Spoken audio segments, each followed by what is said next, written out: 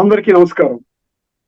శ్రీమద్ భగవద్గీత ఆధ్యాత్మిక రహస్యాలు అనే శీర్షిక ద్వారా శ్రీ త్రినాథ్ గారు ధారావాహిక ప్రసంగం చేస్తున్నారు.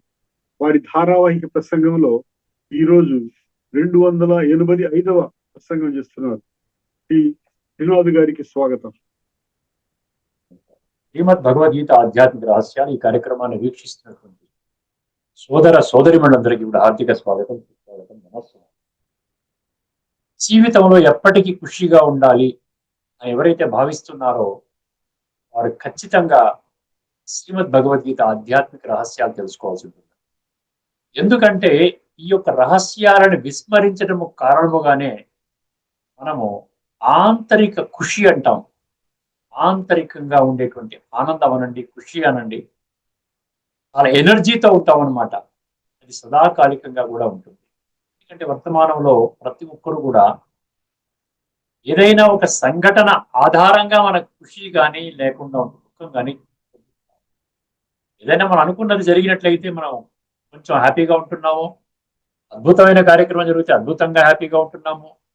లేదు ఎవరైనా ఏదైనా అన్నారు అంటే మళ్ళీ దిగాలుగా అయిపోయి మళ్ళీ అన్హ్యాపీగా అవుతున్నాం. అదేనండి సుఖము దుఃఖము, ఈ విధంగా అప్ అండ్ డౌన్ లైఫ్ జీవితము. అటువంటి జీవితాన్ని మనం లీడ్ చేస్తూ ఉన్నాం. పర్యవసానంగా మన ఆరోగ్యం పాడవుతుంది. ఆరోగ్యం పాడవడానికి కేవలము సదాకాలికంగా మీరు ఆనందము కానీ, ఖుషి కానీ, సుఖము కానీ సదాకాలికంగా మనం అనుభవం చెయ్యలేకపోవటమే. గుర్తుపెట్టుకోండి, ప్రతి ఒక్కరు గుర్తుపెట్టుకోండి. మీరు ఈవెంట్ బేస్డ్ హ్యాపీనెస్ స్వతహాగానే మీరు హ్యాపీగా ఉంటున్నారా? ఈవెంట్ బేస్డ్, ఇన్సిడెంట్ బేస్డ్, సంఘటన బేస్డ్ హ్యాపీనెస్ అంటే అది భౌతికం. గుర్తుపెట్టుకోండి. ఆధ్యాత్మికతలో సదా మీరు హ్యాపీగా ఉండే విధానం ఒకటి మీకు తెలియజేస్తారు. మీరు ఎంతవరకు ప్రయత్నం చేసుకుంటూ ఉంటారో అంత ఎత్తుకు అలా ఎదుగుతూ ఉంటారు. సో ఈ విధంగా ముఖ్యంగా, ఎందుకంటే ఆరోగ్యాన్ని మనం కాపాడుకోవాలి. ముఖ్యంగా వర్తమాన జగత్తులో ఈ కాలచక్రములో ఇది ఆఖరి జన్మ అని సాక్షాత్తు విశ్వాత్మలందరికీ తండ్రి, అంటే మీకు నాకు తండ్రి అయిన పరమాత్మ, ఈశ్వరుడు, భగవంతుడు ప్రకటించిన నేపథ్యములో మనం ఎంత విలువైనటువంటి జన్మ, దీని యొక్క విలువ చాలా పెరిగిపోయింది అనమాట. ముఖ్యంగా ఆధ్యాత్మిక రహస్యాలు తెలుసుకొని ఉన్నత శిఖరానికి మనం వెళ్ళడానికి ఈ యొక్క దేహం మాత్రమే అందుబాటులో ఉన్నది. తర్వాత మళ్ళీ ఇంకో జన్మ తీసుకుని తల్లి గర్భములో పుట్టి మళ్ళీ ఎదిగేదాకా ఈ కల్పము ఉండదు. కొత్త కల్పం ప్రారంభమవుతుంది. భగవాను బహూనాం జన్మనాం అంతే జ్ఞానవాన్ మాం ప్రపద్యతే. మళ్ళీ ఏమన్నాడు? సమహాత్మ సుదుర్లభ. ఇవన్నీ చెప్పిన విషయాలే చెప్తున్నాను అనుకోకండి, చాలా ముఖ్యమైన విషయాలు. పునః పునః పునః మనం వింటూ ఉంటే ఎక్కడైనా ఒక పాయింట్ బుద్ధిలో కూర్చుంటుంది. ఇప్పుడు ఖుషి చేసా కురాక్ నహి అంటాడు. హిందీలో ఒక స్లోగన్ ఉంది, ఒక ప్రవర్బ్ లాగా. ఖుషి ఉన్నట్లయితే మీకు మందు అవసరం లేదు. అదేంటండి? దువాయే చేసా దవాయి నహి అంటాడు. దువాయి అంటే ఆశీర్వాదాలు. ఆశీర్వాదాలు పొందగలిగితే, ప్రతి ఒక్కరి దగ్గర నుంచి ఆశీర్వాదాలు పొందగలిగితే దానికి మించినటువంటి మందు లేదు అంటాడు. ఇవన్నీ వాస్తవిక సత్యాల ఆధారంగా భగవద్గీతలో భగవంతుడి గీత ద్వారా తెలియజేసినటువంటి అద్భుతమైన ఆధ్యాత్మిక రహస్యాల ద్వారా ఈ ప్రవర్బ్స్ అన్ని ఏర్పడ్డాయండి. దీన్ని తేలికగా మనం తీసుకుంటున్నాం. ఏమంటున్నారు? దువాయి జైసా దవాయి నహి, ఖుషి జైసా కురాక్ నహి. దవాయి అన్న మందులే, కురాక్ అన్న మందులే. అందుకని ముఖ్యంగా దీన్ని చాలా తీవ్రమైన సబ్జెక్టుగా తీసుకోండి. ఇది వాస్తవిక భగవంతుని యొక్క సత్యమైన సందేశం ఆధారంగా భగవంతుడు ప్రకటించిన విధంగా మనం అర్థం చేసుకునే ప్రయత్నం మనం చేస్తున్నామండి. ఇది యథార్థమో, ఇది సత్యమో, ఇది తిరుగులేని సత్యమో, తిరస్కరించలేని సత్యము. ఇర్రెఫ్యూటబుల్ ట్రూత్ అంటారు ఇంగ్లీష్. ఇప్పుడు ధార్మికము ఆధ్యాత్మికము అన్న విషయం మీద మరొక విషయాన్ని మీకు తెలియజేస్తాను. మామూలుగా మనము స్వర్గం అంటే ఏమనుకుంటామంటే, ఎక్కడుందంటాం? స్వర్గం అంటే భూమి ఆకాశం పైన, ఇంకా పైన ఎక్కడో ఉంటుంది అని భావిస్తారు. అందరూ భావిస్తారండి. చదువుకున్న వాళ్ళు భావిస్తారు, చదువు లేని వాళ్ళు భావిస్తారు, అందరూ భావిస్తారు. కానీ భగవంతుడు ఇది ఖండిస్తున్నాడు కదా. స్వర్గం అనేది ఆకాశం పైన ఎక్కడా లేదు. స్వర్గంలో మనుషులు అక్కడ ఉన్నారంటే ఇక్కడ నాసా వాళ్ళు వెళ్ళిపోయి, రష్యా వాళ్ళు, స్పేస్ సైంటిస్టులు వెళ్ళిపోయి కనిపెట్టేస్తారు. ఫలానా దగ్గర అద్భుతంగా ఎంజాయ్ చేస్తున్నారండి, అక్కడ ఇంద్రుడు మహేంద్రుడు వీళ్ళంతా ఉంటారు, రంభా ఊర్వశి తిలోత్తమ మేనక వీళ్ళంతా కూడా డాన్సులు చేస్తున్నారు, ఇవన్నీ వాళ్ళు తెలిసిపోతాయండి. సీక్రెట్ గా ఏం జరగదు కదా, మనుషులు అంటూ ఉన్నారంటే తెలిసిపోతుంది కదా. మొత్తం అంతా అన్ని ప్లానెట్స్ మీద వాళ్ళు ఈ యొక్క రాకెట్లు పంపిస్తున్నారు కదా. అర్థమైందండి. భగవంతుడు ఇప్పుడు స్పష్టత ఏం చేస్తున్నాడంటే, స్వర్గము అంటే ఈ భూమండలం పైననే ఉంటుంది. స్వర్గము ఈ భూమండలం పైనే ఉంటుంది. దాని పైన ఏముంటుంది? పైన శరీరాలు ఉండదు, పైన ఆత్మలు ఉంటాయి. ఆత్మల లోకము అంటారు. ఇక్కడ ఈ విషయం నేను చెప్పదలుచుకున్నాను మీకు. పైన కూడా ఉంది ఒక లోకము, కానీ శరీరాల లోకం ఉంటేనే ఈ నాసా కానీ రష్యన్ కానీ ఇండియన్ స్పేస్ రీసెర్చ్ కానీ వీళ్ళకి దొరుకుతారు. ఆత్మరూపంలో కనబడదు. ఆత్మ కనబడుతుందా మనకి? ఆత్మని మనుషులు చూడలేరు. అందుకనే దాన్ని ఏమంటారు? బ్రహ్మాండ మహాతత్వము అంటారు, బ్రహ్మలోకము అంటారు, అమరలోకము అంటారు, శాంతి ధామము అంటారు, నిర్వాణ ధామము అంటారు, అర్థమైంది, పరంధామము అంటారు. ఇలాగ రకరకాల పేర్లతో. దాన్ని ముఖ్యంగా గమనించవలసింది ఏంటంటే, ఆత్మ రూపంలో ఉండే లోకం పైన ఉంది. దానిని బహుశా మీరు ఆ విధంగా అర్థం చేసుకున్నారేమో, కానీ అక్కడ ఆత్మల లోకం మాత్రమే ఉంది, కానీ దాన్ని పరంధామం ఉంది, కానీ స్వర్గము లేదు. స్వర్గం అంటే ఈ యొక్క శరీరాలు ధరించి ఉన్నతమైనటువంటి స్థితిని అనుభవించేటువంటి విధానం అన్నమాట. అది ఎక్కడ ఉంటుంది? అది ఈ భూమండలం పైనే అతి త్వరలోనే కలియుగము సమాప్తి అయ్యి కృతయుగము త్రేతాయుగము ఇక్కడ ఈ ఈ భూమండలం పైననే రాబోతున్నది. ఇది భగవంతుడు సృష్టించబోతున్నాడు. అర్థమైందండి. భగవాను వాచ ఉత్తమ లోకం అన్నాడు గీతలో. ఉత్తమ లోకం అంటే ఏంటి? ఉత్తమ మధ్యమ అధమ అన్నాం కదా. ఉత్తమ లోకాలు రెండు అంటాడు, ఉత్తమ లోకాలు అంటాడు. అంటే సత్యత్రేతాయుగాలు ఉత్తమ లోకాలు, మధ్యమ లోకము ఈ యొక్క ద్వాపర యుగము, కనిష్ట లోకము అధమ లోకము కలియుగం. అర్థమైందండి. సో ఇప్పుడు మనం ఏం అర్థం చేసుకున్నాం? స్వర్గము కింద ఉన్నది, ఆత్మల లోకం పైన ఉన్నది.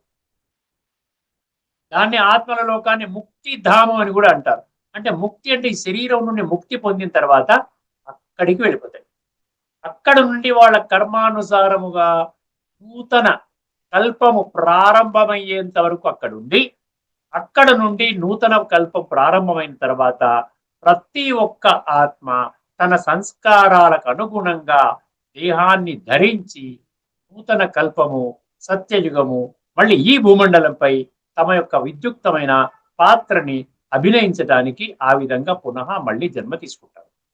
ఇదనమాట నరకము. నరకం అంటే ఎక్కడుంది? నరకం అంటే పాతాళం అంటున్నాం. నరకం పాతాళంలో ఏమీ లేదు. నరకంలో యమధర్మరాజు ఉంటారు, ఇలాగా పూర్వమీసాలు పెట్టుకొని, వారితో పాటు వారి అసిస్టెంట్ చిత్రగుప్తుడు ఉంటారు. ఇదేమి కాదండి.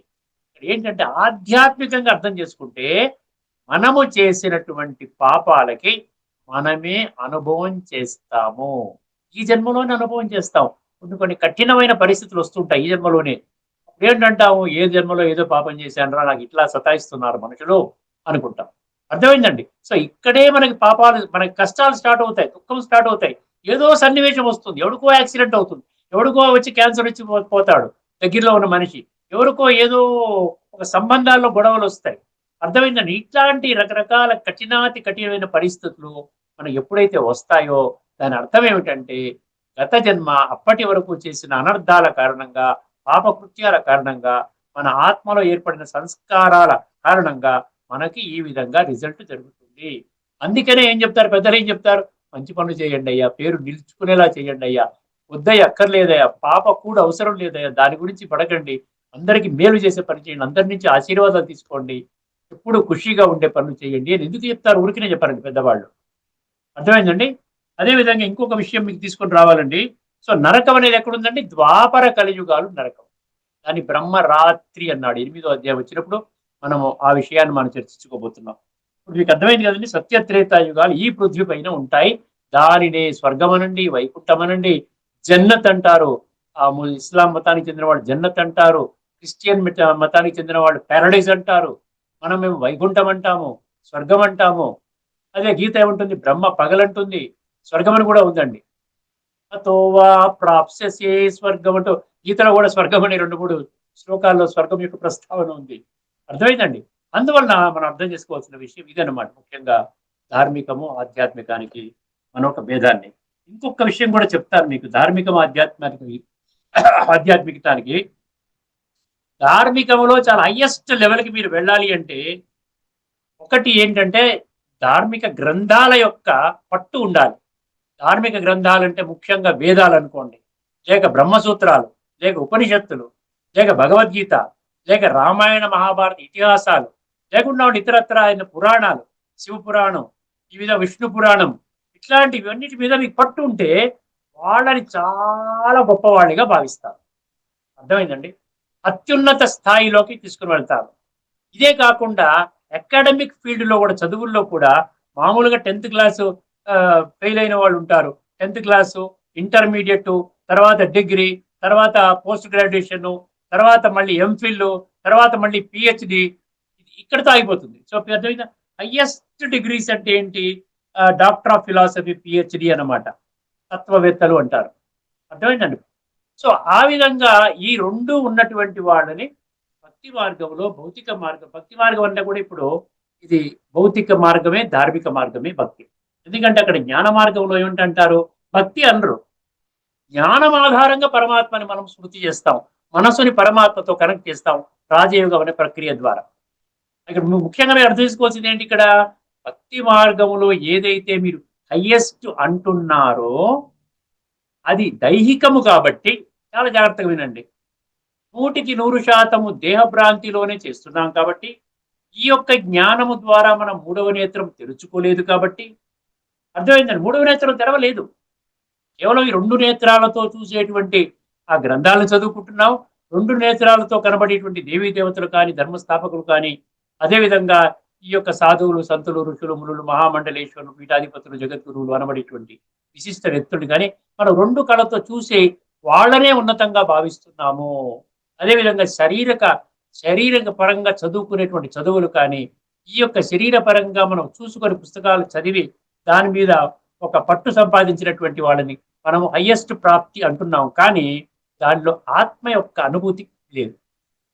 ఆత్మ అనుభూతి లేదు. ఎందుకంటే ఆత్మానుభూతి ఎప్పుడు వస్తుంది? మూడవ నేత్రం తెరుచుకున్నప్పుడు వస్తుంది. బుద్ధి నేత్రాన్ని తెరుచుకున్నప్పుడు వస్తుంది.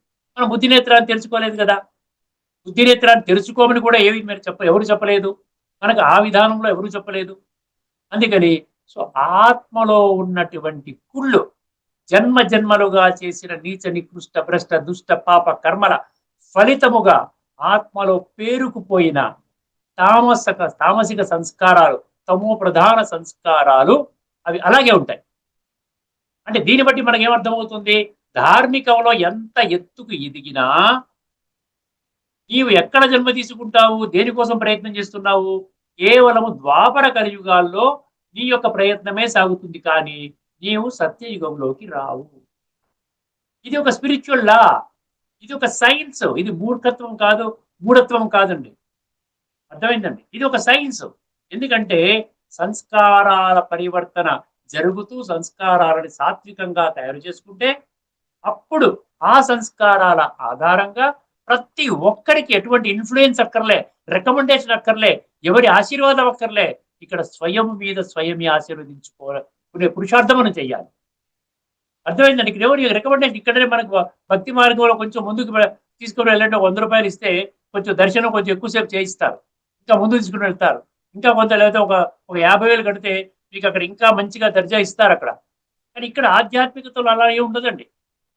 మీరు పురుషార్థము సొంతంగా ఎంత చేసుకుంటారో అంతకే మీకు మీరు ఏమి చేసుకోలేదు, ఇప్పుడే వ్యాపారం, ఉద్యోగం దాంట్లో బిజీ అయిపోయారు అనుకోండి, చివరికి ఇదే లెవెల్లో శరీరాన్ని త్యాగం చేయవలసి వస్తుంది అనుకోండి, మీరు ఖచ్చితంగా సత్య త్రేతాయుగాల్లో అడుగు పెట్టేటువంటి ఆ విధంగా అవకాశం లేదు అంటున్నాడు భగవంతుడు.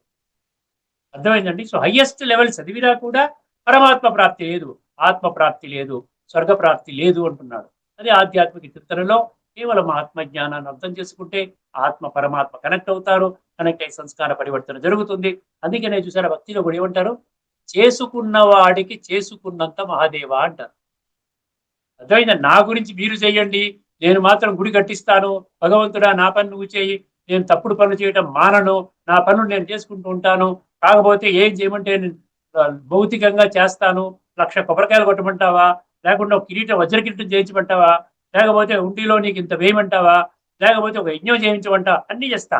సంస్కార పరివర్తన చేసుకోవడానికి మాత్రము నాకు తీరిక లేదు, నాకు అర్థం చేసుకునే సమయం కూడా నాకు లేదు. అది నువ్వు చేయి. అందుకని ఆత్మ నిర్లేపం అని తీసుకొని పర్వాలేదు, ఆత్మని క్లీన్ చేస్తే క్లీన్ గానే పోతుంది, ఆత్మకి ఈ విధంగా సంస్కారాలు అంటుకోవంటున్నారు. కానీ ఆత్మకి మాత్రమే అంటుకుంటాయి. అందుకనే పాడు పనులు చేసేవాడిని పాప శరీరం అనరు, పాప ఆత్మ అంటారు. పుణ్య పనులు చేసేవాడిని, పుణ్యకర్మలు చేసేవాడిని పుణ్యాత్మ అంటారు, కానీ పుణ్య శరీరం అనరు. ఇంకా గొప్ప పనులు చేస్తే మహాత్మ అంటారు, ధర్మస్థాపకుడిని ధర్మాత్మలు అంటారు. అదేవిధంగా దైవీ సంస్కారాలు జీవితంలో అనుభూతిలోకి తీసుకుని వచ్చే వాళ్ళందరినీ ఏమంటారు? వాళ్ళు ఏమంటారు? దేవాత్మలు అంటారు. దేవాత్మలు అంటారు. సో ఆత్మకి అంటుకుంది కదా, అక్కడ దైవీ సంస్కారాలు ఆత్మకి అంటుకున్నాయి, చెడు సంస్కారాలు ఆత్మకి అంటుకున్నాయి. ఇప్పుడు ఈ విషయాన్ని మనం ఫుల్ స్టాప్ పెడదామండి. మనము ఏ విషయాన్ని తెలుసుకుంటున్నామండి? మనము ఏ విషయాన్ని తెలుసుకుంటున్నాము? దానము గురించి తెలుసుకుంటున్నాము. దానం, ఎందుకంటే ఎన్నో ప్రక్రియలు, 20 ప్రక్రియలు ఉన్నాయి భగవద్గీతలో. సాత్విక దానం అంటే మనం స్పష్టంగా గత ఎపిసోడ్ తెలుసుకున్నాం. ఇప్పుడు రాజసిక దానం యొక్క లక్షణాలు భగవంతుడు చెప్తున్నారు. ఒకటి మాత్రం గుర్తుపెట్టుకోండి, రాజసిక దానములోకి వచ్చారు అంటే మీరు 1,00,000 కోట్లు దానము చేసినా మీరు స్వర్గములోకి వెళ్ళరు. ఎందుకంటే రజో వాళ్ళకి ద్వాపర యుగము, తమో వాళ్ళకి కలియుగము నిర్ధారించబడింది, రిజర్వ్డ్ అనమాట. అందుకని మనం అక్కడి నుంచి బయటకు వచ్చి ఒక స్టెప్ బయటకు వెళ్ళగలిగితే ఈ జన్మ, ఈ శరీరం ఉండగానే మన జీవితం అద్భుతంగా తయారవుతుంది. ఇప్పుడు ఒక్కసారి అదే శ్లోకం అంటే 17వ అధ్యాయంలోని 21వ శ్లోకం. వరుస క్రమంలో వస్తున్నాము. ఇంకొక 2 శ్లోకాలు చెప్తే మనం మళ్ళీ ఇంకొక అధ్యాయానికి వెళదాం. 17వ అధ్యాయంలోని 21. అంతకుముందు మనం ఏం చెప్పుకున్నామంటే ఒక్కసారి తెలుసుకుంటే, దాతవ్యమితి యద్దానం దీయతే అనుపకారిణే. ఏమన్నాడు? దాతవ్యమితి యద్దానం దీయతే అనుపకారిణే దేశే కాలే చ పాత్రే చ తద్దానం సాత్వికం స్మృతం అన్నాడు. సో సాత్విక దానం యొక్క లక్షణం ఏమిటంటే, ఖచ్చితంగా నేను దానము చెయ్యాలి, ఇది నా డ్యూటీ అని ఆ విధంగా ఆధ్యాత్మిక చింతనలో కానీ ధార్మిక చింతనలో కానీ ఎక్కడైతే చెయ్యాలో అక్కడ చెయ్యాలి. ఆధ్యాత్మికంగా ఆధ్యాత్మిక జ్ఞానాన్ని పంపిణీ చేస్తున్న దగ్గర చెయ్యాలి. అర్థమైందండి? ఎటువంటి ఉపకారం మళ్ళీ పొందడానికి అటువంటి కోరిక పెట్టుకొని చేయకూడదు. సరే, ఎటువంటి ఉపకారం నాకు అవసరం లేదు, నేను నిస్వార్థంగా చేస్తున్నాను, నా దగ్గర ఉన్నది నేను దానం చేస్తున్నాను. అది స్థూలం కానివ్వండి, ఇక్కడ ముఖ్యంగా శ్రీమద్ భగవద్గీత ఆధ్యాత్మిక విద్య కాబట్టి ఆధ్యాత్మిక దృష్టికోణంలో ఎదగాలి అనుకుంటున్నారు కాబట్టి ఆధ్యాత్మికంగా ఈశ్వరీయ సేవ మీరు చెయ్యాలి. ఈశ్వరీయ సేవ ఇప్పుడు వర్తమాన ఈ సంక్లిష్ట సమయం ఏదైతే ఉందో దీన్ని సంగమ సమయము, పరమాత్మాత్మల కలయిక సమయము, సంధి సమయము, సృష్టి పరివర్తన సమయము, సంస్కార పరివర్తన సమయము, ఆత్మలు పరమాత్మతో ఆ సంబంధాన్ని జోడించుకునే సమయము. ఈ విశిష్టమైన సమయములోనే మీరు ఇటువంటి సేవ, రాజస్వ అశ్వమేధ అవినాశి రుద్ర గీతాజ్ఞాన యజ్ఞాన్ని భగవంతుడు ప్రారంభించాడు. ఈ యజ్ఞాన్ని ముందుకు తీసుకుని వెళ్ళటం అంటే మనము ఇతరులకు ఏం దానం చేయాలి? స్థూల విషయాలు కాదండి.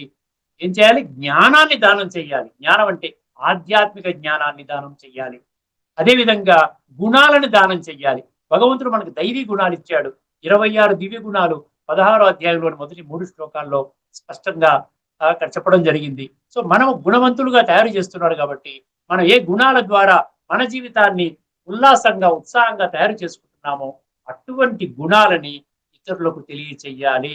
భగవంతుని యొక్క దివ్య అలౌకిక అవతరణ ఒక సాధారణ వృద్ధ మానవ శరీరం ఆధారంగా ఈ విషయాన్ని అందరికీ కూడా తెలియచేయాలి. గుణాలు త్యాగం చెయ్యాలి, దానం చెయ్యాలి. మన దైవిక శక్తులను దానం చెయ్యాలి.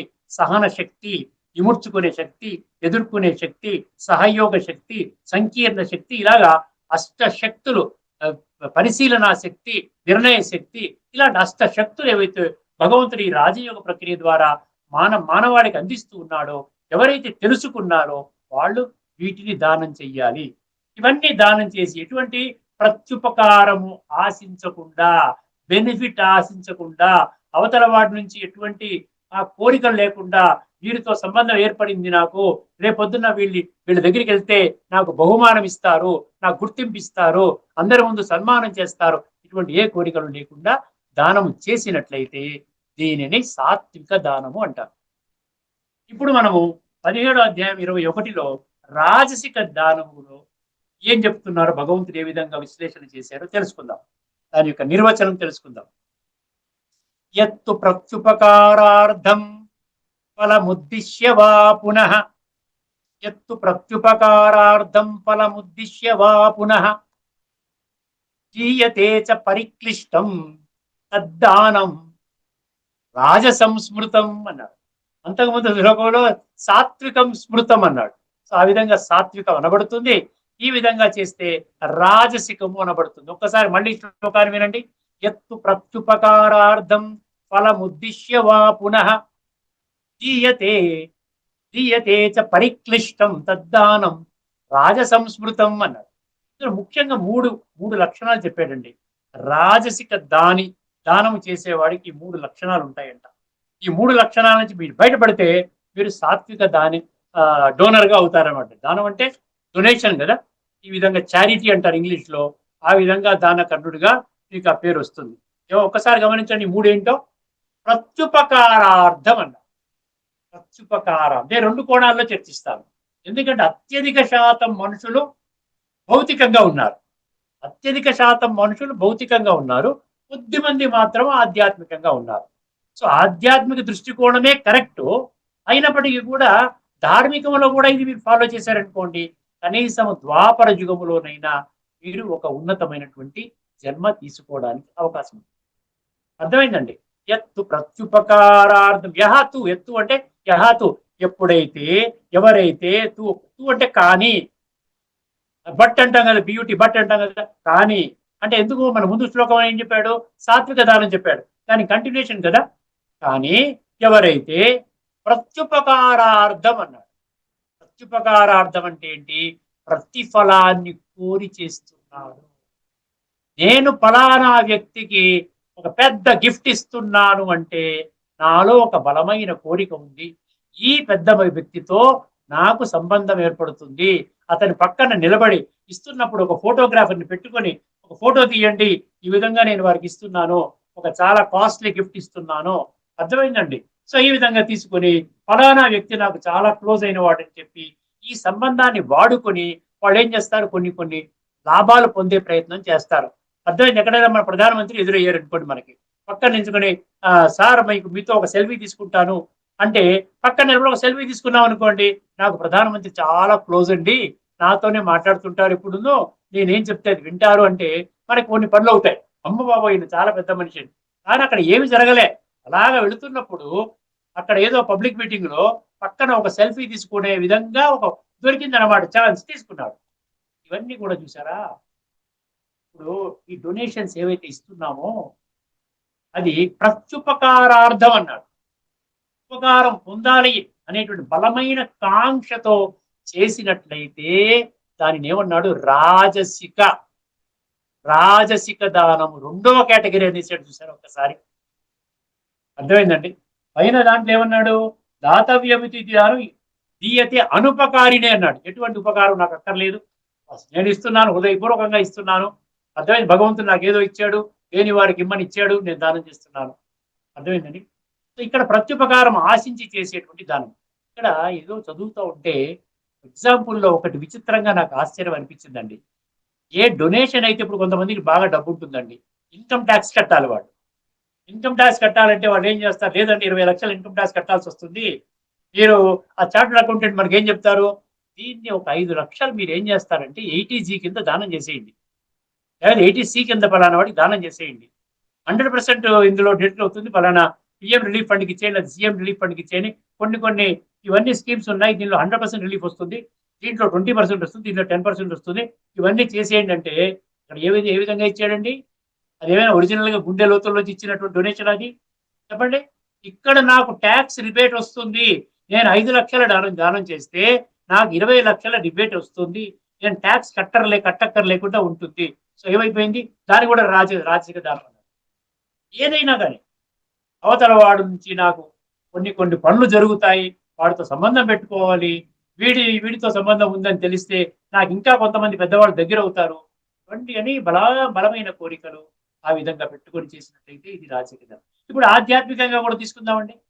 ఆధ్యాత్మికంగా కూడా ఎవరైతే ఆత్మ జ్ఞానాన్ని ఇతరులకి, అజ్ఞానములో ఉన్నటువంటి వాళ్ళకి ఈ ఆధ్యాత్మిక జ్ఞానాన్ని ఆ విధంగా కోర్స్ చెప్తూ ఉన్నప్పుడు కూడా నేను చెప్తున్నాను అన్న ఫీలింగ్ లోకి రాకూడదు. ఎప్పుడైతే నేను చెప్తున్నాను అన్న ఫీలింగ్ లోకి వచ్చానంటే కాస్త అహం వస్తుంది. అర్థమైందండి? ఇది భగవంతుడి జ్ఞానము. ఆధ్యాత్మిక జ్ఞానం ఎవరి సొత్తు కాదు. నాకు కూడా 30 సంవత్సరాల క్రితం ఏమీ తెలియదు. Zero knowledge. నేను కూడా భక్తిపరంగా ఎన్నో కార్యక్రమాల్లో పాల్గొన్నాను, చేసుకున్నాను. తర్వాత నేను ఈ యొక్క ఆధ్యాత్మిక జగత్తులోకి ఎంటర్ అయ్యాను. తర్వాత నాకు అర్థమయ్యింది. ఇది హయ్యర్ పాత్ అని చెప్పి అర్థమైంది. సో దీంట్లోనే నేను పరిశోధన చేసుకుంటూ, దీనిలోనే ఆ విధంగా చెప్పుకుంటూ నలుగురికి చెప్పుకుంటూ వస్తున్నాను. అర్థమైందండి? ఎందుకంటే ఇది భగవంతుడి జ్ఞానం. నేను ఆత్మని, ఇది శరీరము నాది అని ఎవరు చెప్పారు? భగవంతుడు చెప్పాడు. నేను ఆత్మ, ఈ శరీరం నాది. ఇదే ఆధ్యాత్మిక జ్ఞానం అంటే ఇదే మూల సూత్రం, ఇదే మూల సిద్ధాంతం, ఇదే. ఇది తెలిసిన వాడికి మొత్తం భగవద్గీత అంతా అర్థమైపోతుంది. ఈ ఒక్క విషయాన్ని మీరు అర్థం చేసుకోలేకపోతే, ఈ ఒక్క విషయాన్ని మీరు కానీ రిజెక్ట్ చేసినట్లయితే, మీరు భగవద్గీత 574 శ్లోకాలు కాదు కదా, 701 శ్లోకం కూడా మీ కంఠోపాఠ వచ్చినా కూడా మీరు భగవద్గీత నుండి బయటికి వెళ్ళిపోయినట్టు లెక్క. ఎందుకంటే భగవద్గీత ఆచరణ గ్రంథము. అర్థమైందా? ఎత్తు ఏమన్నాడు ఇక్కడ? ఎత్తు ప్రత్యుపకారార్థం. 2 ఆ రెండోది కూడా కలిసిపోతుంది దీనికి. ఫలముద్దిశ్య వా పునః. పునః అంటే మరలా ఫలాన్ని కోరుకుంటారు. అర్థమైందా? ఫలాన్ని కోరుకుంటారని ఇందాక చెప్పిన దాంట్లోనే మీకు అర్థమైంది కదా. ప్రతిఫలము ఆశించి చేసేటువంటిది అది ధార్మికంలోనూ కూడా కరెక్ట్ కాదు, ఆధ్యాత్మికతలో కూడా. ఇది భగవంతుడి జ్ఞానము నేను అందిస్తున్నాను, నాకే సంబంధము లేదు.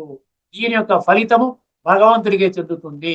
నాకు ఒక అదృష్ట భాగ్యం ఇచ్చాడు భగవంతుని యొక్క సత్యమైనటువంటి గీతా జ్ఞానాన్ని, అందులో ఉన్న రహస్యాలని నలుగురికి తెలియజేసేటువంటి ఒక అదృష్ట భాగ్యాన్ని నాకు ఈ జన్మలో, ఈ ఆఖరి సమయంలో నాకు కలిగించాడు. అదే గొప్ప ప్రాప్తి. దీనికంటే గొప్ప ప్రాప్తి నాకు అవసరం లేదు. భగవంతుడి జ్ఞానాన్ని నేను ఒక మధ్యవర్తిగా ఉండి పరమాత్మ చెప్పిన మహావాక్యాన్ని, అవును ఒక ఆత్మవి, ఆత్మల తండ్రి పరమాత్మ, ఈ ఆత్మల పరమాత్మని కలిసేటువంటి సమయం ఇదే.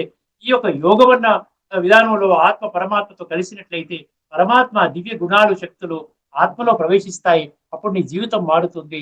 ఆ విధంగా ఈ జన్మ బాగుంటావు, పై జన్మ బాగుంటావు. ఇదే కదా జ్ఞానం. ఇది భగవంతుడి ఇచ్చిన ఫార్ములా. నేను చెప్తున్నాను అని సంబంధాలు పెట్టుకొని నేను నాకు థ్యాంక్స్ చెప్పాలి, మీరు బాగా చెప్తున్నారండి, మీరు అద్భుతం అండి, నేను మీతోనే మాట్లాడతానండి, మీ ఇంటికి వస్తానండి అంటే ఏమైపోయింది? మనం భగవంతుడిని దూరం చేస్తున్నాం. ఆధ్యాత్మికతలో మనం భగవంతుడితో కనెక్ట్ చేయాలి. అర్థమైందండి? మనం కనెక్ట్ చేసుకోకూడదు. నన్ను కనెక్ట్ చేసుకుంటే నేను స్వర్గవారసత్వాలు ఇస్తానా? చెప్పండి. నాతో కనెక్ట్ చేసి నా కాళ్ళ మీద పడిపోయి మీరు చాలా గొప్పవాడు, ఏమి లాభం లేదు. అర్థమైందండి? అందువల్ల పరమాత్మతో మనం ఆ బుద్ధి యోగాన్ని, ఇతరులు కూడా, తోటి సోదరాత్మలు కూడా, వాళ్ళు కూడా బుద్ధి యోగాన్ని పరమాత్మతో జోడింపజేసే విధంగా ఎటువంటి కోరిక లేకుండా, ఎటువంటి ఫలము లేకుండా, ఎటువంటి ప్రత్యుపకారం లేకుండా చేయగలగాలి. అర్థమైందండి? ఒకసారి గమనించండి. ఎత్తు ప్రత్యుపకారార్థం ఫలముద్దిశ్య వా పునః. మూడవది, ఇప్పుడు 2 విషయాలు చెప్పాను కదా. ఒకటి ప్రతిఫలం ఉండకూడదు, ఉపకారం ఉండకూడదు. ఇప్పుడు మూడవది ఏమంటున్నాడు? గీయతేచ పరిక్లిష్టం.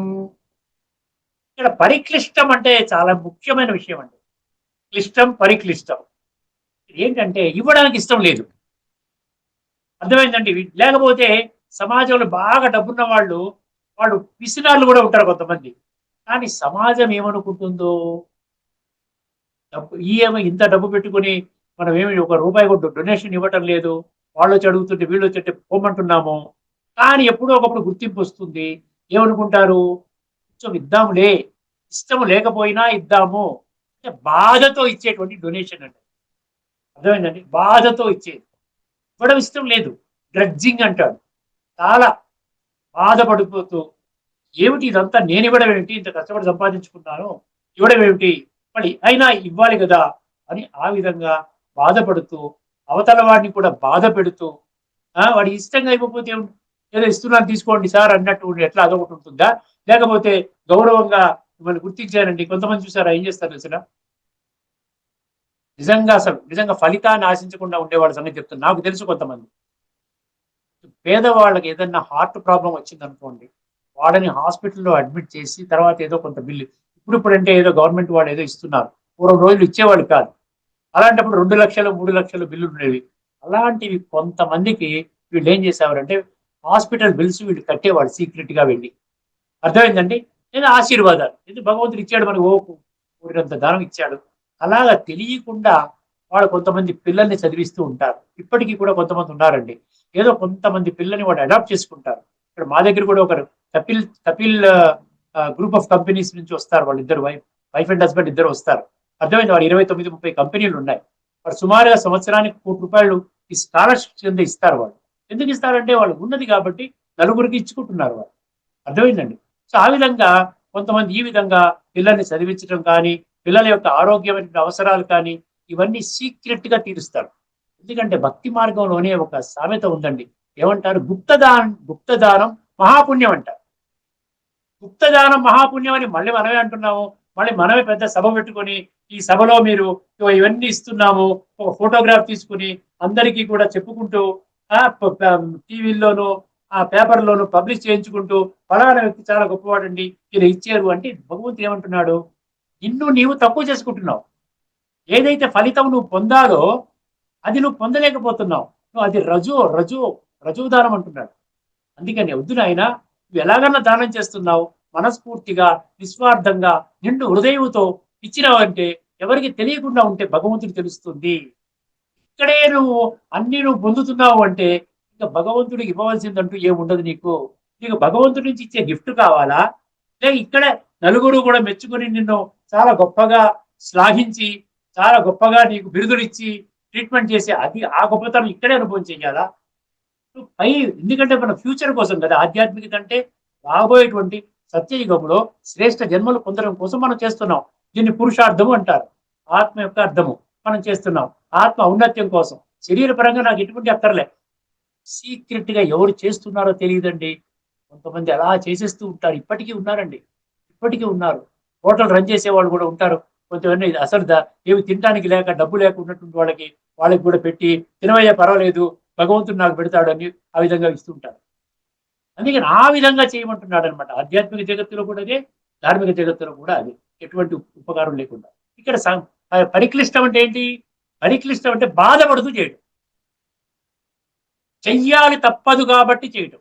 హృదయపూర్వకంగా ఇష్టపూర్వకంగా ఫలానా గ్రామాన్ని దత్తత తీసుకున్నాను, ఇక్కడ నేను డాక్టర్ని పంపి ఒక మెడికల్ క్యాంప్ పెడతాను, ప్రతి నెల ఒక వారం రోజులు మెడికల్ క్యాంప్ పెడతాను, వీళ్ళకు ఉన్న జబ్బులు ఏంటి తెలుసుకుంటాను, వాళ్ళకి ట్రీట్మెంట్ ఖర్చులు నేను భరిస్తాను, పోతే ₹1,00,00,000 పోతుంది, నా దగ్గర 100 కోట్లు ఉన్నాయి నా దగ్గర.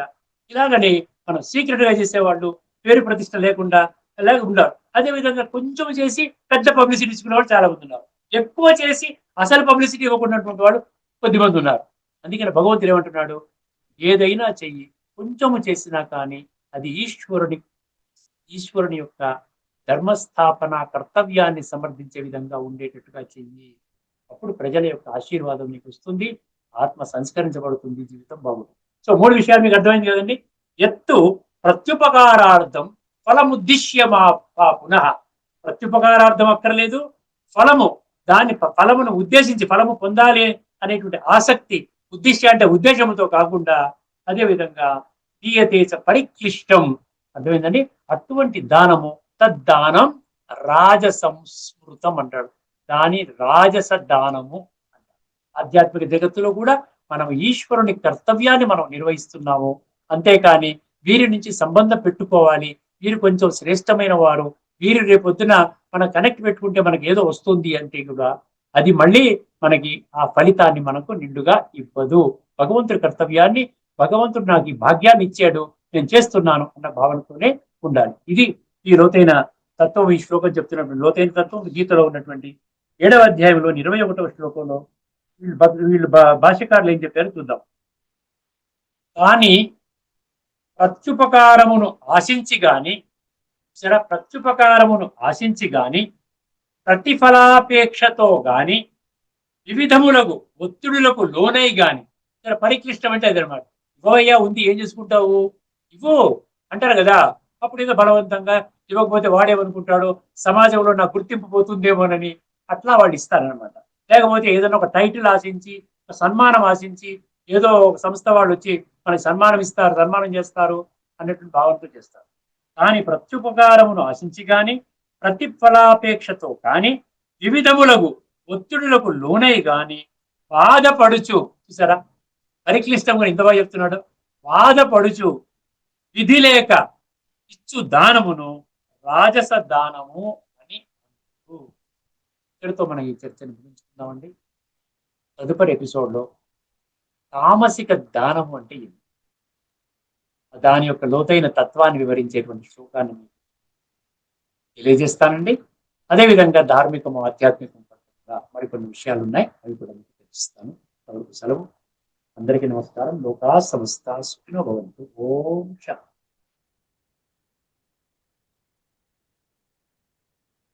శ్రీమద్ భగవద్గీత ఆధ్యాత్మిక రహస్యాల తాత్విక సారాన్ని శ్రీ త్రినాథ్ గారు సవివరంగా విశ్లేషించారు. వారికి ధన్యవాదాలు.